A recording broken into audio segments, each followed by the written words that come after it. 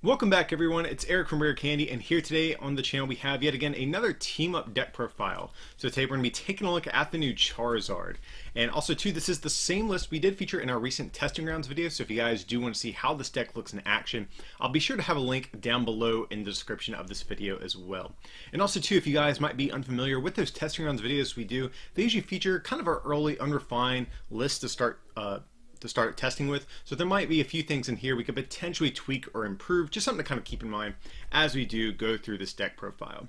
So yeah, like I said, this is going to be Charizard. I think it's actually kind of a more underrated card of the set so far, just in terms of I guess how much people have been talking about it, but I knew it was a card I wanted to get some games in with and try it out. So let's take a look at the deck and see how it's going to function. So of course, we do need some Charmanders, and we are choosing to play the 50 HP one from the new set Team Up. And the reason for that is because it's searchable by Professor Elm's lecture, whereas the 70 HP ones are not. That's really the only reason. There's not really too much reason other than that. The attacks aren't too special, but like I said, we can search it out with Elm, which is the big deal here. Next up, we have a couple of Charmeleons. Yet again, we are choosing to play the new one from Team Up, just because it has probably a better attack than the one from Burning Shadows. Also has more HP than the one from, I believe it's Dragon Majesty. And I think some people might be tempted to play the one from Dragon Majesty because its ability is like kind of decent and synergizes with the new Charizard, but it makes you discard the top 5 cards of your deck, and there's really not much you really want to discard with this deck. So I think people might be tempted by that ability, but I do think this one is definitely a bit better. But at the end of the day, it's still just a Charmeleon. Most of the time, we're just going to try to rare candy into Charizard if given the chance. So speaking of which, 4 copies of Charizard, of course, the main attacker of the deck.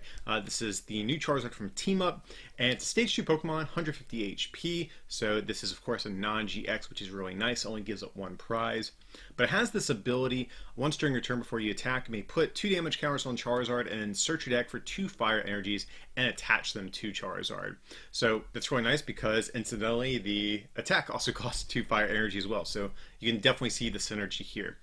And the attack, like I said, for 2 fire energy, discard all fire energy attached to Charizard, and the attack is 30 plus 50 more for each one you discard. So this is pretty cool because Stage 2 Pokemon are typically a little clunky, and typically my, I guess, standards for a Stage 2 being decent is you either want low manageable attack costs or they need to have some sort of built-in energy acceleration to get them up and running. And luckily Charizard kind of has both here, and that's what's kind of drawn me to this card. So let's just run through the math really quick for this attack. You know, just at a glance, you're doing 130 if you discard 2 fire energy, and you know, that doesn't seem that great. I mean, granted, we can knock out things like Buzzwoles, the new Zapdos, and you know, a lot of the non-GX big basics that exist in the game, but it really doesn't do much against a lot of the, you know, non-fire weak GXs running around. But you have to remember, you can still attach an energy for turns. That's going to bump up your damage output to 180, so that's instantly a much better number because we can knock out things like Blacephalon GX, Tapu Lele GX, etc. But then with a choice band, we're hitting 210, which is an insanely important number because that is going to ensure that we knock out basically every Stage 1 or basic GX in the game. Stage 2 GXs will require, of course, an extra attachment or additional damage modifiers, but yeah, I think being able to hit for 210 out of nowhere in 1 turn is fantastic. Like I said, you can use that ability, then attach 1 energy for turn with your choice band to take a knockout out of nowhere. So I think this attack actually kind of scales really nicely, and especially if you can get down like an energy attachment on your first turn before you even evolve, you can really set up to take a big 1-hit knockout on, you know, whatever it is, even if it's something bigger like a Gardevoir GX, just as an example. So that's what the whole deck is going to be based around, just this Charizard here. But we do need some support Pokemon for it. Is, of course, a Stage 2, so we are going to have a little bit inherent trouble getting it out in play compared to maybe some of the basic attackers out there. So next up we have 2 Pidgeys. This is actually going to be the new one from Team Up. We're using the one, I believe there's 2 in the set if I remember correctly, but this one has an attack for a colorless energy just to draw a card. So not great, but you know, I like the value of being able to grab a card. I forget what the other one does. I think it might even just be like 1 energy for 10, or it might even be sleep, I forget. But I do like this one better out of the two. And then of course from there we have 2 copies of Pidgeotto. This is a new support Pokemon that we're getting in Team Up as well. Really nice card for like a non-GX deck like this. So it has this ability, that's the whole reason we're playing Pidgeotto. Once during your turn before you attack, look at the top 2 cards of your deck, pick one, and then put the other on the bottom of your deck. So it's kind of like a miniature version of that trade ability we've seen on Zoroark. Even very similar to some old abilities that we've had in the past, like Musharna's Forewarn. And I believe there's actually like a Uxie level X, I believe it was. I think that was the card that had abilities similar to this. But anyways, getting a little sidetracked here. Like I said, we're playing this to kind of dig, make sure we can hit those rare candies and those combo pieces that we need to keep us going throughout the course of a game.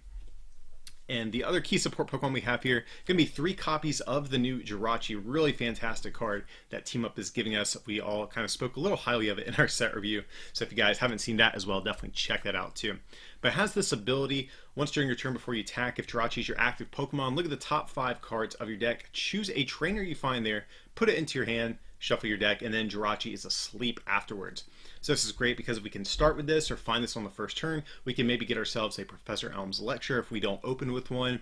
Similarly, on maybe like the second turn, if we have Jirachi active, we can maybe hit a rare candy to get out our Charizards. Just a really fantastic card here. And even though we are putting ourselves asleep, we have to remember we do have the Escape Board card, which will allow Jirachi to retreat for free even when it is asleep. So really fantastic card. Between that and the Pidgeotto, we have a really cool like non-GX oriented engine here to ensure that we can get set up while only giving up 1 prize in the process for all these Pokemon.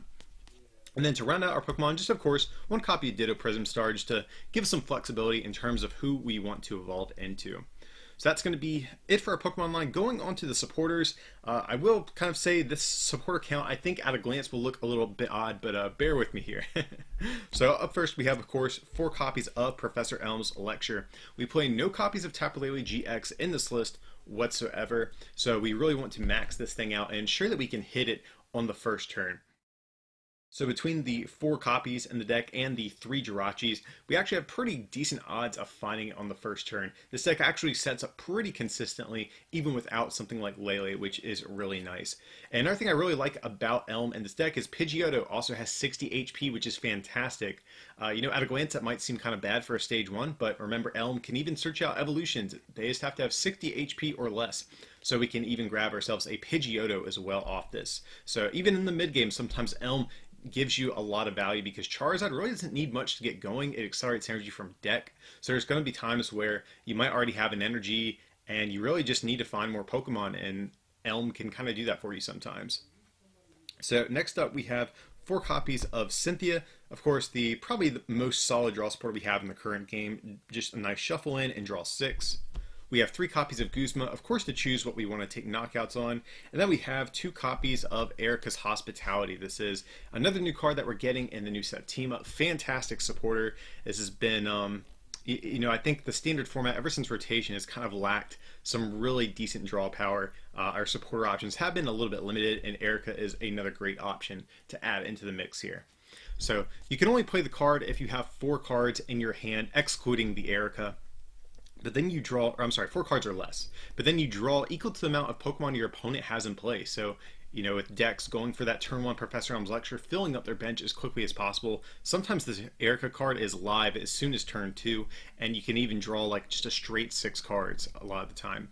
So if we compare that to something like Lily, you know, Lily is great for the first turn, but after that, if you want to draw 6, you have to play your hand down to 0, which can be a little bit daunting sometimes, and Erica can give you that type of powerful draw, but without as much of a restriction on what you can have in your hand.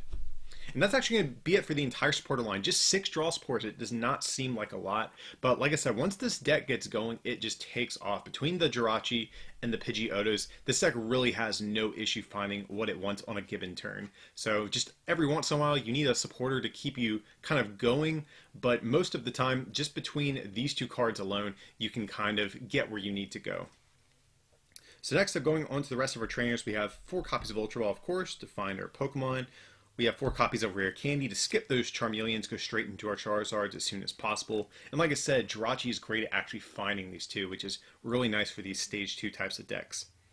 Next up, we have 3 copies of Choice Band. Super important card. As I kind of outlined earlier, it's going to allow you to knock out those Stage 1 GXs, even those 190 HP GXs sometimes, if you don't want to commit the extra energy. So really, really important card here to augment your math in terms of how much damage you're doing with your Charizard. 2 copies of Skateboard. Really fantastic card here, of course, to give that Jirachi free retreat, and it can retreat even while it's asleep too, which is really great because whenever something gets knocked out, we ideally want to promote Jirachi, be able to abuse that ability before retreating into a Charizard to keep on attacking, and the Skateboard's going to enable those plays a little bit easier. And then from there, just a couple of recovery items as well. We have 1 copy of Rescue Stretcher and 1 copy of Energy Recycler as well. So, of course, Rescue Stretcher is going to allow us to get some Pokemon back into our deck or hand, but then Energy Recycler is going to be the big card here that's going to be a little odd. Shuffle in 5 basic energies from your discard back into your deck, and we're discarding energy every turn with Charizard, so there's definitely going to be a point in the game where we might be running low on energy, and Energy Recycler can help us out there. And so that's going to be it for our item cards. Just from there, we have a couple of stadiums. First of which we have is going to be 1 copy of Heat Factory. So this is going to just give us another form of non-supporter based draw. Discard a Fire from hand, draw 3 cards. You do have to be careful about how often you do abuse this, just because, like I said, we're also discarding energy with Charizard. So you have to make sure you don't run yourself out of energy, but it's really fantastic at maybe helping you hit those rare candies and combo pieces that you need sometimes. And then from there, to round out the trainer cards, we have 1 copy of Shrine of Punishment as well. So Shrine of Punishment is here. I really had a 4th Choice Band initially in the list, but then I was like, well, Shrine of Punishment is actually kind of nice because it sets up your math against like your Stage 2 GXs, or even, I guess, in the case of the new tag teams coming into the format as well. But basically, it's there to help you out with those Pokemon that have over 210 HP. So like Gardevoir GX, really good example.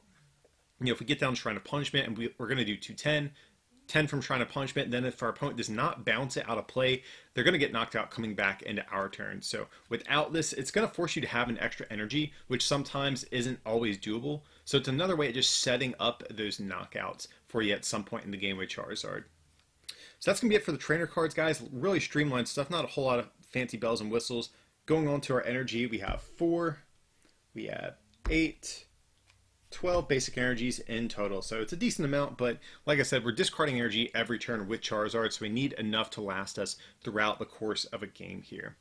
But yeah, guys, that is going to be our attempt at a Charizard deck. Like I said earlier in the video, I think it's kind of an underrated card. Not many people have really been talking about this yet from what I've seen. And the deck actually looks to be pretty decent. Charizard has definitely been a pleasant surprise. But if you guys actually like this Charizard deck and like this whole engine that we have here with the Pidgeotos and Jirachis, definitely be sure to check out our Patreon at patreon.com/rarecandytcg, where our Stage 2 patrons actually have an exclusive article about this Charizard deck and some other powerful new non-GX decks that Team Up is going to be giving us. So if you guys want some cool content while also helping support this channel, definitely be sure to look at that. And also, just be sure to stay tuned to the channel in general. We have a ton of Team Up content coming up over the next several weeks as well. But if you guys did like this video, be sure to like and subscribe. And also, like I mentioned before, consider supporting us on Patreon or pick up something from our online store, rarecandytcg.com, like the playmat you saw in this video. But as always, guys, thanks for watching, and we'll see you next time.